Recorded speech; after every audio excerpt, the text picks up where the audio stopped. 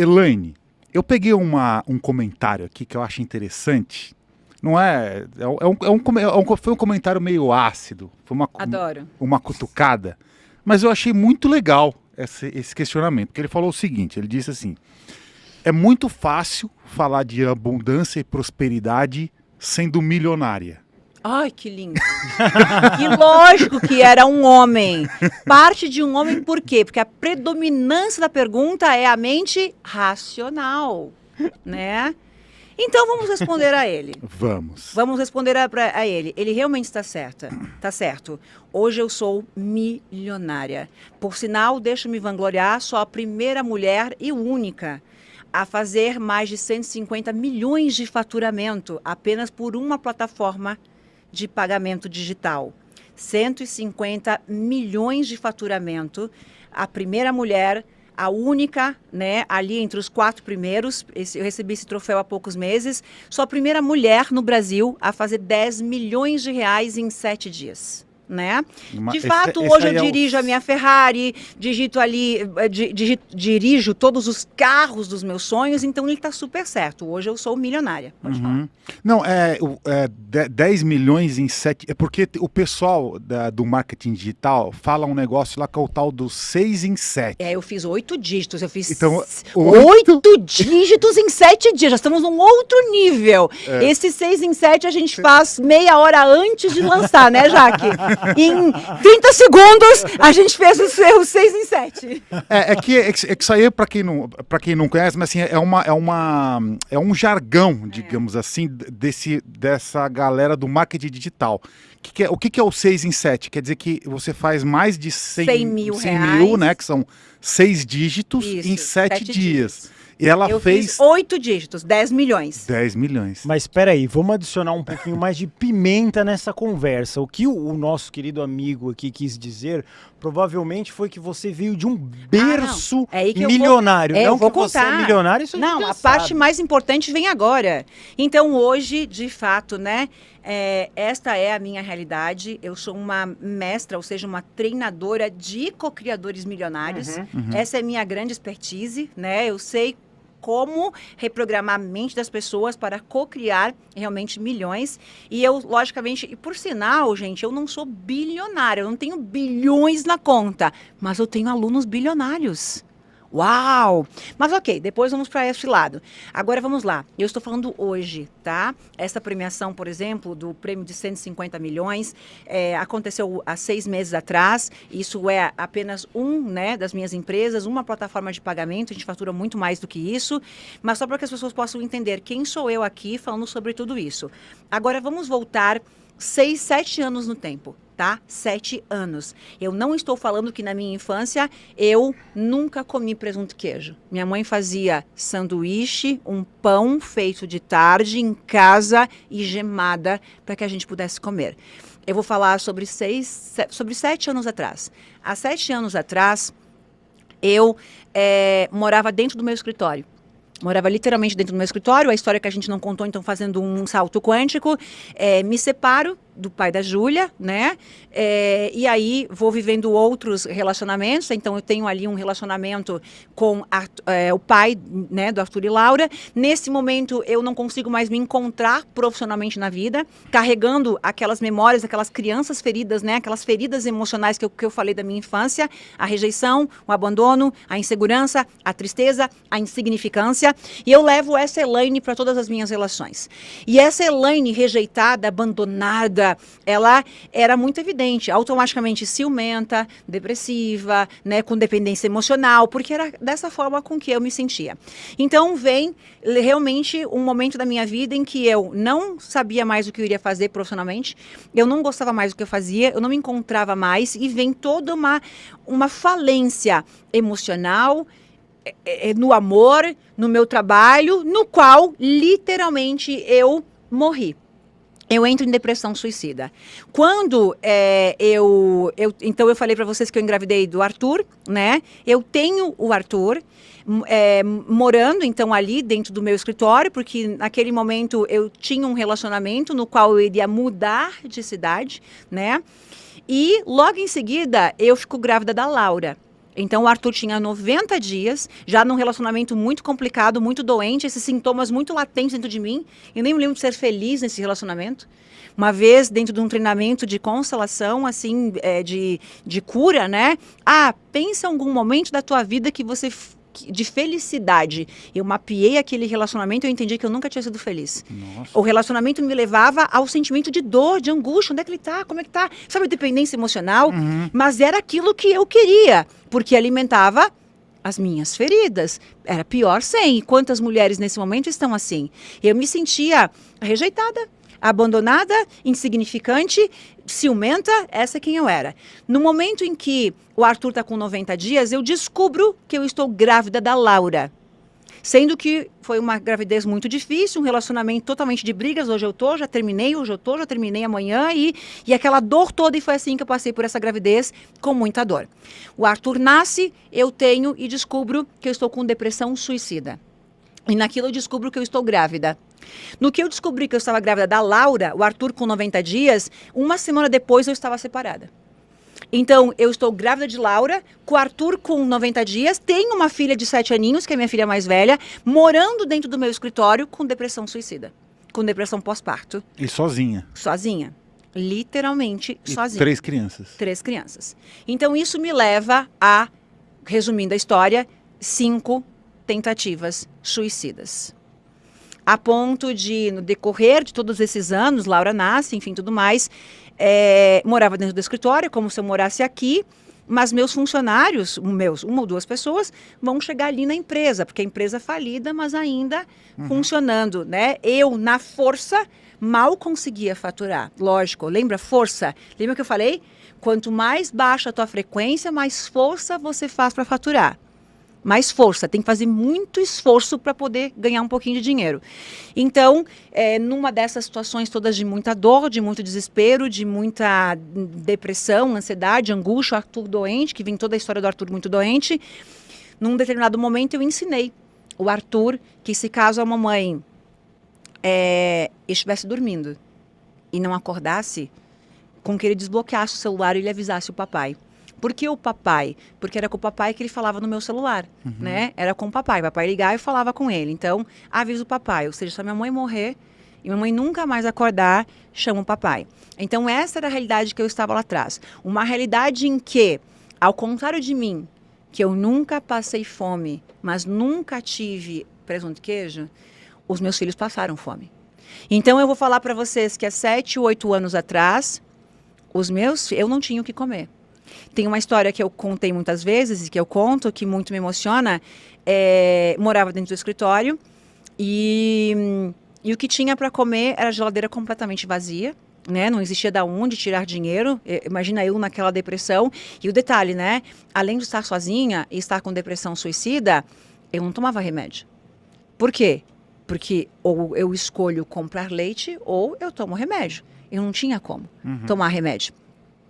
E aí existia, tava jantando e tal, né? E tinha um pedacinho de ovo frito. E o Arthur queria comer. E aí o Arthur perguntou assim, ó, mamãe, você já comeu? Aí eu falei, sim, mamãe já jantou. E aí ele viu que eu não tinha comido, né? E aí ele comeu. O Arthur, tipo, 3, 4 aninhos e a Mana 2, 3, né? E aí a real história a mamãe não tinha comido. Porque se a mamãe comesse, faltaria para eles. Então eu não comia. Para que não faltasse para eles, né? E muitas vezes faltou para eles. Aquele dia que meu Deus do céu, o que eu vou fazer para que os meus filhos possam comer hoje? Então era a Elaine em depressão suicida, que passou por 5 tentativas, e nesse meio tempo existia uma pergunta dentro de mim que não calava. A pergunta era: como eu acabei com a minha vida? Porque agora nós vamos voltar lá no passado. Aos 16 anos de idade, eu li um livro que se chama O Poder do Pensamento Positivo. Lembra que eu falei? Até então absorvimos o conhecimento sobre o pensamento positivo. E eu acreditava no pensamento positivo. Eu acreditava. Mas por mais positiva que eu era, quanto mais positiva eu era, mais piorava. E mais piorava. E mais piorava. E eu precisava estudar profundamente aquilo que não existia disponível para as pessoas, como é hoje meu treinamento holococriação, como é Márcia Luz, não existia, né? E eu precisava descobrir por que a minha vida piorava cada vez mais, e quanto mais positiva eu era, quanto mais grata eu era, mais piorava. E aí vem a resposta que eu te dei antes. O conhecimento que eu não tinha e que o mundo ainda não tinha era sobre a frequência vibracional, era sobre a energia. Então, conscientemente, racionalmente, eu era positiva. Mas e qual era a frequência predominante que eu vibrava? Era medo. Era vingança. Vingança. Eu queria com que os meus atores morressem. A vítima, eu sou vítima. Como que eu vou pensar diferente se me abandonaram, me roubaram, me destruíram? As pessoas que fizeram isso comigo merecem tudo de ruim. A vítima pensa desse jeito. Porém, lembra que eu falei? Aquilo que eu sentia chegava em algum lugar? Não. Estava criando a minha realidade. Então, minha vida piorava cada vez mais. Ponto. Mais um fechamento de uma consciência. E aí tem um outro ponto aqui também.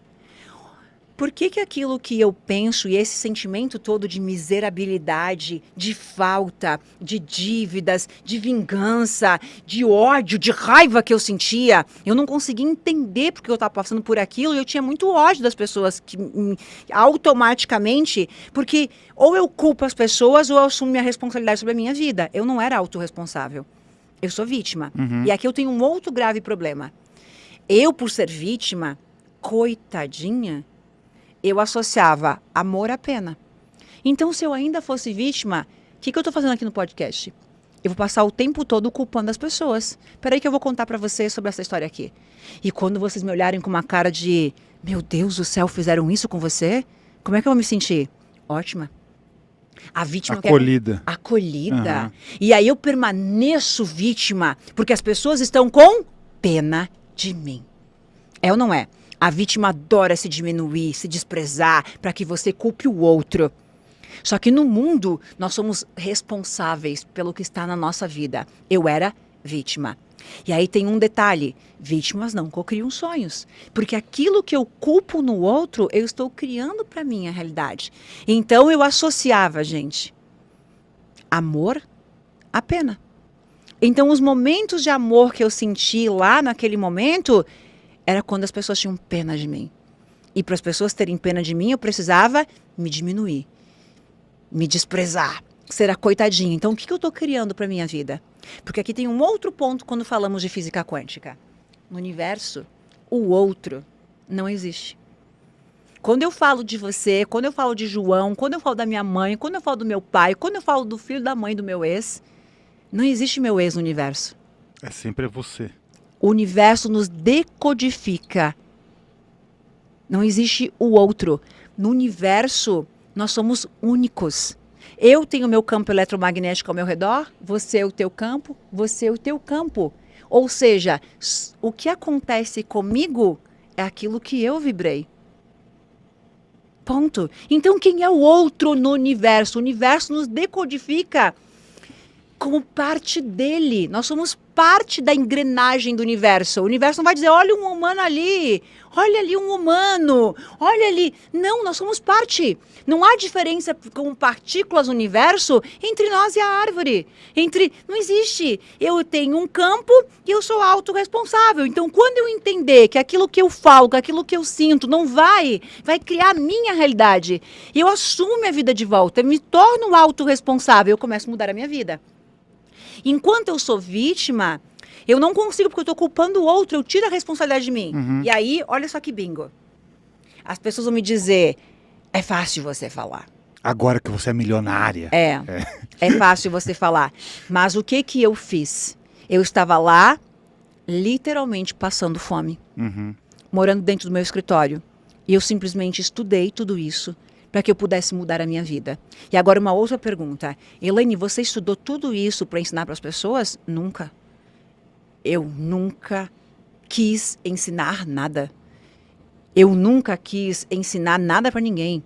Ah, você fez isso. Nunca, gente. Se alguém acha, nossa, olha quem ela é. Eu nunca quis ensinar nada. Hoje é pelas pessoas. Eu era a única pessoa no mundo que precisava de ajuda. Eu fiz por mim. Eu precisava estudar, eu precisava descobrir, eu precisava salvar minha vida. Eu precisava salvar a vida do meu filho que estava doente. E meu filho ficou 1 ano hospitalizado. Eu 1 ano dentro de um hospital, com a minha pequenininha e com a outra, em tudo que era lugar, que eu nem sabia onde para poder ficar com ele no hospital. Eu precisava saber como que eu havia destruído. Se eu acreditava no pensamento positivo, como que eu destruí com a minha vida? E quando eu entendi como o universo funcionava, eu não tive dúvidas que aquele conhecimento, eu não tinha a autorização de guardá-lo para mim. Para andar com o carro dos meus sonhos, para ter milhões na minha conta, não era para mim. Quando você tem um conhecimento que salvou a tua vida, um método, uma técnica, ela não é para o teu ego. Ela precisa ser utilizada para que o maior número de pessoas possam ser transformados também. Se eu tivesse guardado em segredo tudo o que eu aprendi, porque nesse momento, por que a depressão suicida? Porque eu tinha R$700 mil em dívidas. Qual era a chance de alguém passar fome, estar passando fome e pagar uma dívida de R$700 mil? Para mim, só existia uma solução, era a morte. Então você imagina a depressão de uma mãe, a tristeza, o desespero de uma mãe que acha que o melhor para seus filhos é ela morrer. Olha o desespero. E você quer morrer? Não, você quer cessar essa dor que você não sabe mais o que fazer. Então essa era a Elaine. E a Elaine entendeu claramente que aquele conhecimento, quando eu compilei o estudo, quando eu entendi tudo isso que eu estou falando, eu tinha R$700 mil em dívidas. Eu compreendi como que criamos a realidade, como que eu mudaria a minha realidade. E em 1 ano eu tinha 1 milhão na conta. Em 1 ano, não é que eu tinha 1 milhão na conta. Em 1 ano eu havia pago todas as minhas dívidas centavo por centavo. Porque tem um detalhe, ninguém prospera com dívidas. Ninguém. Você pode ganhar míseros dinheirinhos para ter uma vida boa, mas prosperar, ter abundância e riqueza, da onde que você vai ter autorização espiritual para ser milionário, sendo que você deve para as pessoas? Tem gente que acha isso. E aí eu costumo ir mais além. Ah, mas a pessoa que eu devo morreu. Não interessa, você deve, vai ter que doar esse dinheiro, porque você deve. Não é teu. Mas esse é um outro caminho, tá? Mas esse é o detalhe, né? De como que eu fiz, me reprogramando. E aí, naquele momento que eu entendi como funcionava a realidade, eu entendi que aquele conhecimento não poderia. E se eu tivesse guardado para mim, hoje eu seria milionária? Não, eu já teria perdido tudo. Porque a prosperidade é o servir, é o ajudar o maior número de pessoas à abundância, a se transformarem. Quanto mais pessoas ajudamos no despertar da espiritualidade, do despertar da evolução no planeta, mais nós somos os primeiros a serem beneficiados com isso. Então, ali, a minha história é muito fácil para quem é próspera hoje. Eu ensino exatamente o que eu fiz. Eu precisei sair de lá daquela realidade, aplicando tudo que eu ensino para ser hoje quem eu sou. Mas qual que foi exatamente o momento da sua saída dessa depressão? Assim, porque eu já tive episódios parecidos assim, e eu sei que quando, em um determinado momento, quando você muda, né, e meio que a depressão ela se dissipa, você sente aquele peso saindo das suas costas, né? Uhum. Parece que é uma carga mesmo, assim, parece que você está tirando uma jaqueta de ferro de 200 quilos assim de cima e de repente a vida fica mais leve, assim. Uhum. Mas como é que foi exatamente o seu caso, assim? Como é que foi essa sua saída da depressão e qual que foi o momento em que você conseguiu pagar a dívida e aí começou a acumular dinheiro e as coisas começaram a andar? Excelente pergunta. E é boa pergunta porque nunca é de um dia para o outro. Uhum. E ninguém vai ter conscientemente essa resposta. Ninguém vai atribuir, uma noite eu fui fazer isso e aconteceu isso. A resposta é um processo. Uhum. E aí eu vou explicar o processo. Para todas as pessoas que conseguiram prosperar, que hoje são um sucesso, que saíram de uma depressão, de um relacionamento de dependência emocional, suicida, sei lá, de uma depressão, de um quadro de ansiedade, de um tumor, de um câncer, não existe algo que ela fez e no outro dia existe um processo. Então o meu processo foi a jornada pelo autoconhecimento, que começa pela pergunta, o que eu fiz para destruir a minha vida? Uhum. Se eu acreditava no pensamento positivo e eu era positiva e minha vida piorava, o que eu estava fazendo de errado? E o que era errado, Eu não era nem um pouco positiva. Eu era uma positiva tóxica, eu era uma falsa grata, né? Que é aquela pessoa que 5 minutos é positivo e 93 horas e 55 minutos do dia está desejando com que o outro morra, com sentimento de vingança, julgando as pessoas, culpando Deus, culpando o mundo, com sentimento de menos-valia, de incapacidade, de insegurança. Então, eu fui buscando... e esse conhecimento ele não existia. Eu li 2.000 livros, para você ter uma ideia. Caramba. 2.000 livros. Inclusive, tem uma foto minha postada essa semana no meu Instagram.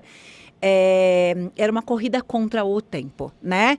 No qual a Laura está aqui pintando a minha unha. Como que eu brincava com eles? Eu estou lendo um livro e aqui eu estou entretendo o Arthur. Eu não estava ali. Eu não existia ali.